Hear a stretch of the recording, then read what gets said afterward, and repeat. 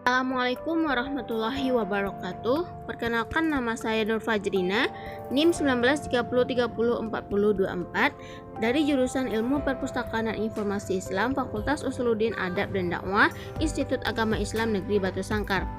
Pada kali ini saya akan menjelaskan materi tentang daerah katalog literatur karya seni Minangkabau, di mana makalah ini saya buat untuk memenuhi mata kuliah katalogisasi literatur Minangkabau, yang dosen pengampunya ialah Ibu Rika Jufriazia Manita MIKOM. Baiklah, yang A, pengertian katalog. Menurut Fahmi menyatakan bahwa katalog berarti daftar berbagai jenis koleksi perpustakaan yang disusun menurut sistem tertentu. Gatos menyatakan bahwa katalog adalah suatu daftar yang sistematis dari buku dan bahan-bahan lainnya dalam suatu perpustakaan, dengan informasi deskriptif tentang pengarang, judul, penerbit, tahun terbit, bentuk fisik, subjek, ciri khas buku, dan tempat terbit. Yang ketiga, menurut Sulistyo Basuki, katalog adalah daftar buku atau koleksi pustaka dalam suatu perpustakaan atau dalam suatu koleksi. Jadi dapat disimpulkan bahwa katalog merupakan daftar dari koleksi perpustakaan atau beberapa perpustakaan yang disusun secara sistematis sehingga memungkinkan pengguna perpustakaan dapat mengetahui dengan mudah koleksi apa yang dimiliki oleh perpustakaan. Baiklah, yang B, gambaran umum Badan Perpustakaan dan Kearsipan Provinsi Sumatera Barat.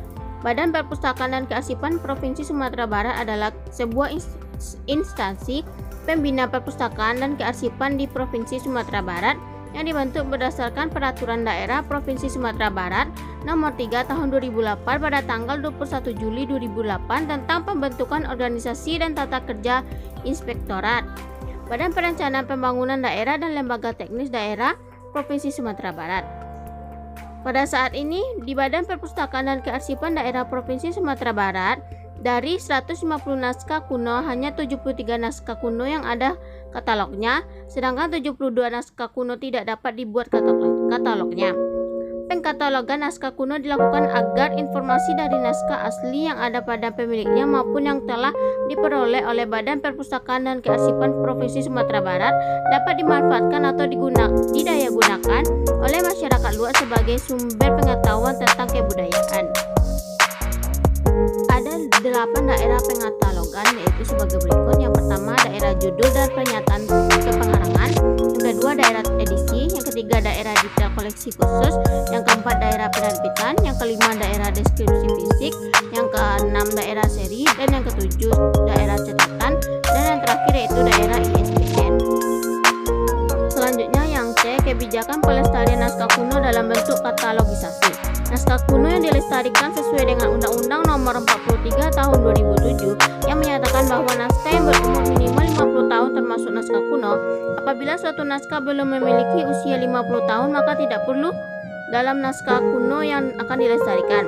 Sebelum dilakukan kegiatan katalogisasi, dilakukan pengecekan terlebih dahulu untuk memperoleh keberadaan naskah kuno. Di samping itu, pada tahap ini juga akan dilakukan transliterasi dari naskah-naskah yang akan dibuatkan katalognya. Setelah transliterasi, data-data tentang naskah tersebut dimasukkan ke dalam tabel deskripsi katalog koleksi. Untuk tahap akhirnya, katalog disusun berdasarkan data-data deskripsi dari naskah tersebut. Selain kebijakan mengenai pelestarian naskah kuno, Badan Perpustakaan dan Kearsipan Provinsi Sumatera Barat juga berpedoman kepada Perpustakaan Nasional Republik Indonesia. Selanjutnya, yang D, tujuan pelestarian naskah kuno dengan proses pengkatalogan. Yang pertama, agar para peneliti, mahasiswa, atau siapapun yang ingin mengkaji suatu naskah yang dibutuhkan dapat dengan mudah melakukan penilaian sebelum membaca naskah asli. Yang kedua, untuk mengetahui keberadaan suatu naskah yang sudah didigitalkan yang biasanya berbentuk katalog online. Yang ketiga, untuk menyelamatkan kandungan nilai-nilai informasi dan menyelamatkan fisik dokumen. Yang keempat, untuk memudahkan pencarian atau akses naskah kuno serta dapat memudahkan mahasiswa, peneliti, atau masyarakat melakukan penelitian sebelum membaca naskah aslinya. Baiklah, yang E, proses pembuatan katalog di BPAD. Yaitu langkah-langkah pembuatan katalog naskah kuno di BPAD yaitu sebagai berikut. Yang A. Membuat deskripsi bibliografi. Yang B. Menentukan tajuk entry utama dan tambahan. Yang C. Menentukan subjek dari masing-masing koleksi naskah kuno. Yang D. Susunan katalog naskah kuno yang terdiri dari susunan kamus, susunan terbagi, dan susunan kelas. Adapun rancangan model yang dibuat dijelaskan dalam bentuk alur kerja sebagai berikut, yaitu yang pertama mengumpulkan data naskah kuno, yang kedua transliterasi naskah kuno, yang ketiga membuat deskripsi bibliografi, yang keempat menentukan subjek, dan yang kelima menjadi katalog. Baiklah, mungkin hanya itu presentasi dari kelompok 12. Jika ada salah kata, saya mohon maaf. Wassalamualaikum warahmatullahi wabarakatuh.